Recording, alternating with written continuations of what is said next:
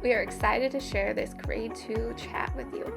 But first, we want to make sure that you saw our new 2023 Thinking, Feeling, Willing. Head over to waldorfessentials.com for the details.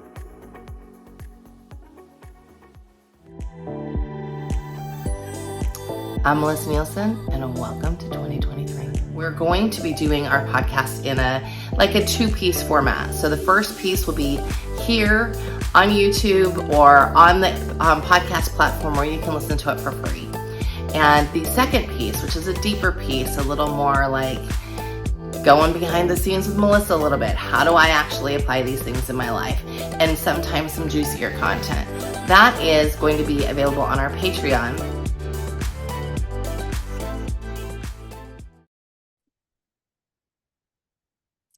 Okay, welcome everybody. I am so excited to have Miss Tiffany with us again. She is our early childhood, our kinder, our grade 1, and now our grade 2 teacher over at Seasons of 7. And I am over the moon to have this conversation with you because Class 2 is such a phenomenal year.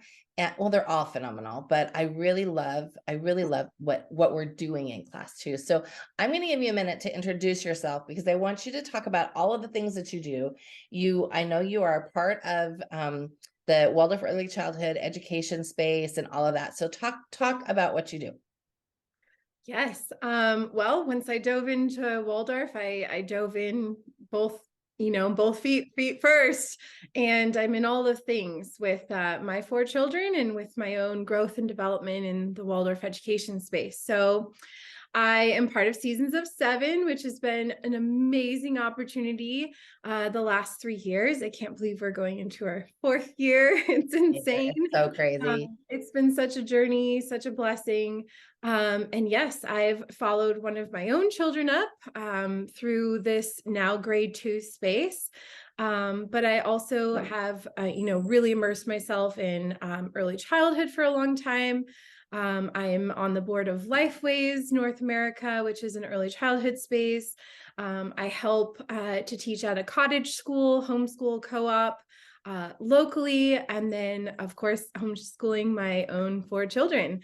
So I'm busy. in all the spaces all at once. You're busy. I understand that. It's like I like to be busy in that space too because it's like Waldorf is a passion and it really feeds us, at least in my opinion, as much as it feeds the children. And as we're keeping up on our learning and our growth and just sort of how we're bringing things to them, it nourishes us in some very beautiful ways. So Yes. I'm just really glad that you're part of our team and part of this journey with us. And so let's talk about grade 2. Yes. Talk Which about it. I'm so excited to nourish myself in that space as much as I am to bring it to the children. It's going to be an amazing year. So it is going to be an amazing year. So let's talk about who is ready for this space, this class 2, grade 2 space. So in first grade, we talk about it's, 7 springs. The child is 6.5, turning 7. Well, now they are that 7.5, turning 8 year old child. And they've gotten the foundation in first grade of numbers, letters, 4 processes. We've set expectations for them on like how to run a main lesson, kind of our expectations with our homeschool. And now they might even be starting the 9-year change close to the end of the year of second grade. But it's that child that has gotten the foundations, but is also bridging into learning and doing more. Right. And they're sort of in this, like some of them are reading, some of them are actually reading fairly fluently by the beginning of second grade. Some of them are just still stumbling into it. They definitely should have a desire at this point. But if they're not all the way reading, it's totally okay. It's a journey, right? So Yes. we sort of have to allow them to unfold in this space. And I think that, especially in society today, we get so stressed out about that piece about, are they reading yet? And the way we write the Waldorf Essentials curriculum, we write it so that they are like taking those first steps before the end of first grade. But again, it's a journey. It's a journey. And I taught out of my 5 children that I have, some of them have been like great by the end of first grade. And some of them it's taken definitely into that second grade space. So I think we have to really, as we talked in the first grade about really letting them unfold, they're still unfolding. They're still not their full flower yet. They're still really, it's like an extension of class one in so many ways, don't you think? Absolutely. It's the extension of building upon the foundation we just set. Yeah. And I think if there's one gift of second grade, it's to see that kind of bloom opening, especially with reading, if it hasn't by the end of first grade. I saw that with my now fifth grade child, and I just saw it over Christmas break with my current second grader. And she Lovely. went from like figuring out the sounds of words to like full on reading me, a whole book. Right. And it's such a gift to see that happen. Well, like literally a light bulb. I remember the day that my youngest, she said, wait, so the sounds become words and the words are then in the book. And I was like, yes. She goes, now I get it. Like it's like it wasn't, because it's so abstract to them. And then it clicks, and once it clicks, they can't go back. It's like, once you learn something, you can't unlearn it. So then they become in this sort of, I think, more hungry space, because I think once they get it with that, they start to, and this is really more that happens after the 9-year change, but they start to go, wait, what else don't I know? What else can I get excited about? And yeah, so I love that space of like really building on that foundation. What things should parents look at behaviorally for this age, this like 7.5 to 8.5 space? Well, I think a big part of it is just that, like you said, that hungriness, that eagerness to learn. They're trying to see, like, why am I learning this? And kind of looking at those seeds. And then behaviorally, there's going to be a shift, I think, from the beginning of second grade and the second part of second grade. They're ready to come back to learning when they come back in the fall of second grade, and they're still trying to figure things out, potentially with reading. There's so much goodness in the curriculum, and behaviorally, we expect a little bit more of them in second grade. And then sometimes the tables turns at the end, when they hit that beginning of the 9-year change. But I think that's also an expectation as us parents of being supportive of, in second grade, knowing what that's going to look like, so that in third grade, you can fully support being a parent of someone going through the 9-year change. No, I think that's so important. And I think that's one reason why it's important that we really have boundaries in our parenting, and boundaries in that, again, that expectation. What is it that we're expecting of them in their main lesson work, in school in general, because they are going to push those boundaries come third grade, come that 9-year change. And if we're not ready for that, then we're going to feel really defeated, I think, as parents, teachers in that realm. So it is important to have boundaries. It doesn't mean you're mean. It just means you have boundaries about like what it is that you expect. And I find that when you let a child know from the beginning what that expectation is, then you're not playing catch up. Then you're not playing but you didn't tell me that kind of game, right? So like really helping them to see what is it that you need, and also helping you to know that you shouldn't be expecting a giant amount from them, right? Like you shouldn't be expecting this crazy, it shouldn't be about really stuffing the content into them. We're not in that space at all. And so we have to check ourselves, but then we also really have to have that expectation space. And it's a teeter-totter sometimes, right? Like sometimes we're giving in. So what would you tell a parent that that is maybe not coming from a Waldorf background? Maybe they didn't do Waldorf class 1. Their child might be reading and they're really like excited to dive in. They might be coming from this expectation where they have been doing all this sort of stuffing, and grade 2 seems so chill. Yes. I mean, it's so much of an extension of grade 1 in Waldorf curriculum that someone coming into second grade might look at it and, be a little nervous of coming in at that point. But I think the biggest help that I would tell a parent is to understand what your child is going through as the second year, second grader. Like, what expectations do we have for their child development and what the goals are for the curriculum, and then understand like how we're going to meet that child coming from the outside or coming up from a Waldorf, kindergarten, first grade space too. It's going to look different. And second grade is one of those things, like you just said, with boundaries, where it's like we set clear expectations, we give them the freedom, but within this space. But also like rhythm becomes more important even than like first grade. Rhythm's important first grade because we're telling them how to do main lesson and, expectations that way. But now we're expecting a bit more, but it's still gentle. It's still holistic. We're still meeting our child where they need us to meet them. Absolutely. And I also tell that parent too, that maybe if they haven't done anything and they're just brand new to Waldorf, I'll say, well, do they know how to knit? Do they know how to color with block crayons? Do they know how to paint? Do they, all of the other pieces that we do in class 2 that we also did in class 1, but if they don't have that foundation, then they should be prepared to sort of help them with that foundation, because, which means mom has to learn, but it's that next piece. So really, I find grade 2 to be such a gift of time. And we get all ahead of ourselves. We get in this like race mindset sometimes, like, oh, I just can't wait for the next space.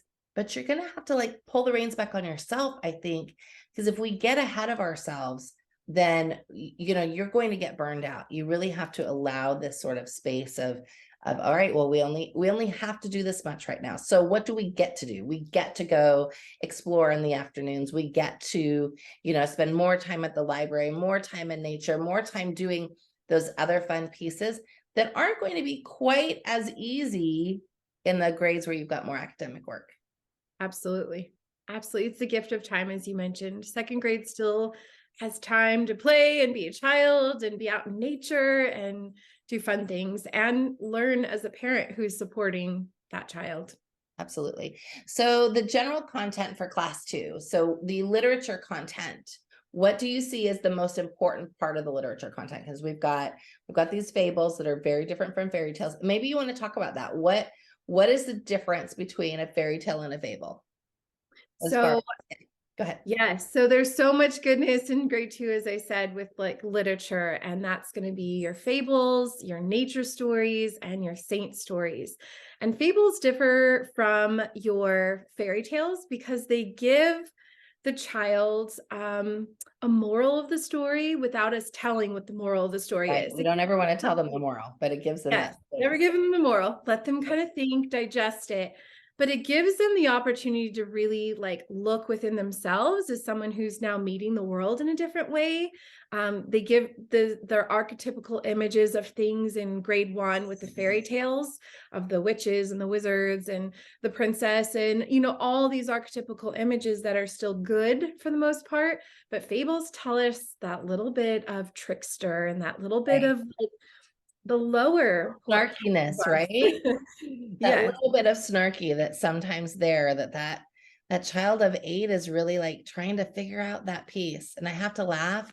For those of you who are watching the video, like cats like crack me up to no end. They wait until we get right. Oh yes. They wait until we are in a spot where we don't want to stop. And then they want to be naughty. So I'm just laughing. I just think it's super funny. But that space of that snarkiness it's not naughty. It's not even the Loki energy of class 4. Right. It is just, it's that testing of a boundary a little bit and it's practice, and it's practice for us as much as it is for them. Absolutely. Absolutely. And then, on the flip side of that, so we get the trickster tales and we get this like lower content, this lower, movement with fables, but we get the higher too. And it shows us the potentials of humankind. And that's in the saint stories. So saints that have done good in the world, that have this like universal quality of being human, which we are, right? We're not the animals. We're not the fox and the hare, you know, we're different. And so we have both ends of the spectrum in grade 2, not so much as we do in grade 3, where there's like a true fall from paradise, but it's beginning to help the child emerge from that like super protected mantle of early childhood to the goodness and beauty of grade 1, to like, there's some, you know, good and some not so good. And these literature stories are meeting that child. I agree so much. And I think one of the things that I really love about the Aesop's fables is sometimes it's just a lesson that doesn't necessarily have a massive moral, right? But so then it's almost an aha waking up. Like think about the dog that is on the leash versus the wolf that isn't, and this idea of like a little bit of freedom, right? So it's waking them up in such a gentle way to then other things in life that might be like that. And they might not say anything about that for years, but those fables really nourish them and sort of help them in that gentle awakening space. With regards to mathematics, we're still doing the same pieces that we do in class 1, right? We're just bringing that to a fuller understanding, right? We're just sort of moving to that next space. Absolutely. I think to me, it's kind of like that continuation and fullness of like still the foundational part of math and not, you know, arithmetic. And it's looking at things like the 4 processes still. Most of us have used math gnomes to introduce this concept through the temperaments of what the 4 processes are of adding, you know, dividing, multiplying and subtracting. So it's continuation of that, and it's a continuation of all the skip counting that we've done and the giving them the timetables without giving them the timetables. Right. It's like asking what is 12 instead of what is 6 times 2 kind of space, because it really gives them that wholeness, that wholeness of not thinking that it's just one way. And I love the flexible way that we bring mathematics in the Waldorf setting, because it is really, I find very nourishing to all the children that I've taught personally, but I think too about the way Steiner says, you know, he says, if you only teach a child to add, then they're always trying to add. They're always trying to add things to their life. Where if we're teaching it from the other space, that space of what is the answer and what things make up that answer, that is such a different space for them to be. And it helps them really be much more flexible. I went through my own inner work journey with teaching math in grade 1. I mean, I have a degree in finance. I've loved math since I was a little kid, but to go back and like feel math in a different point of view of like, what is 8? Right. And quality is of it, and like what the 4 processes mean from a non just abstract point of view. I mean, that's what we're giving our gift to our children in these early grades of just making math fun, making it meaningful, making it tangible with manipulatives and jump ropes and fun. And that's not a worksheet to be found. That's what's beautiful. You don't need a worksheet in order to do these pieces. You know, parents always say to me, wait, there's no worksheets. I got this curriculum. What am I doing with it? You're actually working the curriculum. You don't need a worksheet. You can make those practice problems up and put them in their main lesson book, have them work them from there, work them orally, find organic ways to bring those pieces into your everyday life, which is how they learn how to make math be part of their regular, you know, living. Yeah. I love doing mental math with this age. I love bringing math through storytelling, you know, kind of all of those types of things that are meaningful than worksheets, right? We're giving them, you know, real life. I love that. I totally love that. I was trying to think of other pieces to class 2. So families often ask about science content, and there really is no like science content in anything other than you could explore animals a little bit more at the fables, but you wouldn't go deeply. We're not talking about researching habitats. You might go to the zoo and say, look, there's a fox. Do you remember that story we had the other day that had the fox in it? That kind of thing, rather than sort of diving into any science content at this point. Keep it very, very on the lowdown. but you're definitely looking at your home surroundings, what's around you. You can garden. In fact, you should be, unless you have a not green thumb like me.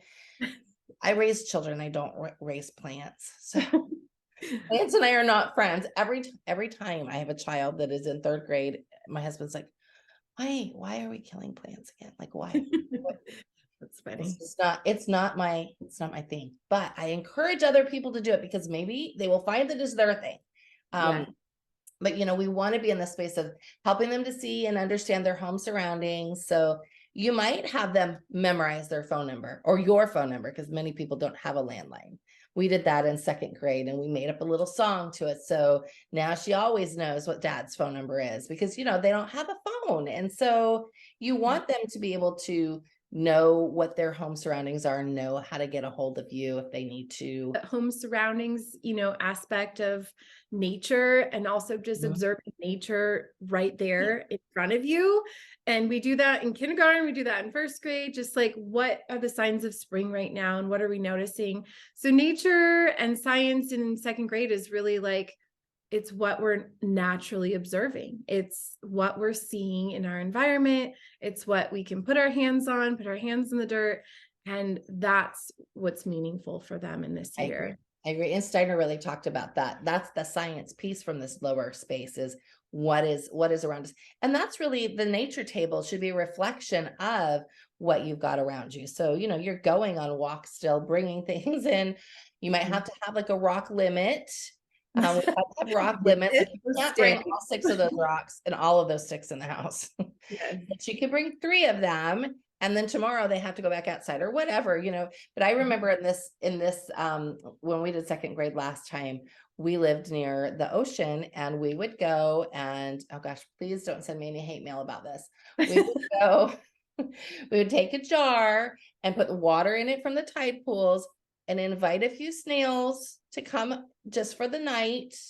And we'd made sure that there was enough, nutrients that they needed.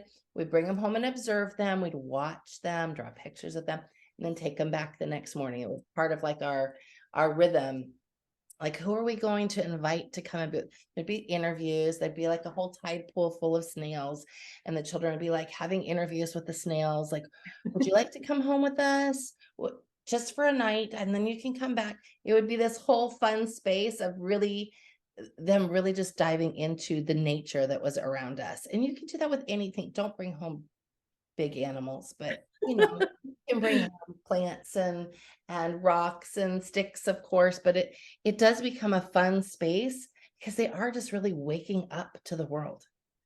Yeah. And what a gift to give our children, to be like, we can say yes to these things and these hands-on things, and we can go to the farm and visit baby animals in the springtime, because that's when it's happening. And like, we're fostering that connection to not only the earth, but nature and science, the beginning of science. And we're giving them real life experiences. And with the extra time in 2nd grade, we can do that, right?